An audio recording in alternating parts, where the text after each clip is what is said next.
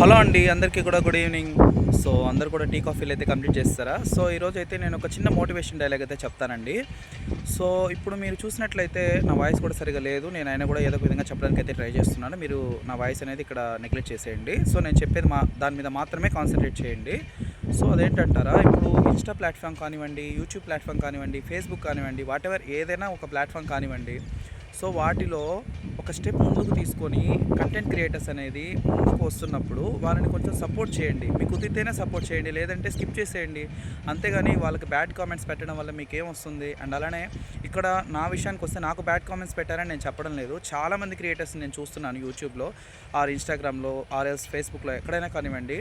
So వాళ్ళ editing skills అయితేనేమి, వాళ్ళు చేసే వీడియోస్లో ఒక వీడియోని ఎడిటింగ్ చేయాలంటే మినిమం ఎంత టైం స్పెండ్ చేస్తే ఆ వీడియో అనేది రెడీ అవుతుందో నాకు తెలుసండి ఒక కంటెంట్ క్రియేటర్గా. సో ప్రతి ఒక్కరి దగ్గర ఏదో ఒక టాలెంట్ ఉంటుంది. దయచేసి ఎవరు కూడా ఆ టాలెంట్ని తక్కువ అంచనా వేయొద్దు. అండ్ అలానే నేను చెప్పాలనుకున్న విషయం ఏంటంటే, సో ఇలా కంటెంట్ క్రియేటర్స్ని మీరు అబ్యూస్ చేయొద్దండి. ఎందుకంటే మీకు నచ్చితే సపోర్ట్ చేయండి, ఆర్ఎల్స్ వదిలేయండి. అంతేగాని వాళ్ళని క్రిటిసైజ్ చేయడం అనేది ఎంతవరకు కరెక్ట్ అంటారు? సో ఫైనల్గా నేనేం చెప్తానంటే, కంటెంట్ క్రియేటర్స్కి కొంచెం సపోర్ట్ ఇవ్వండి వీలైతే, లేదంటే స్కిప్ చేసేయండి. అంతే, ఈ వీడియోతో ఇంతే. Thanks for watching. Bye bye. And next వీడియోలో మళ్ళీ కలుద్దాం. Until then bye bye.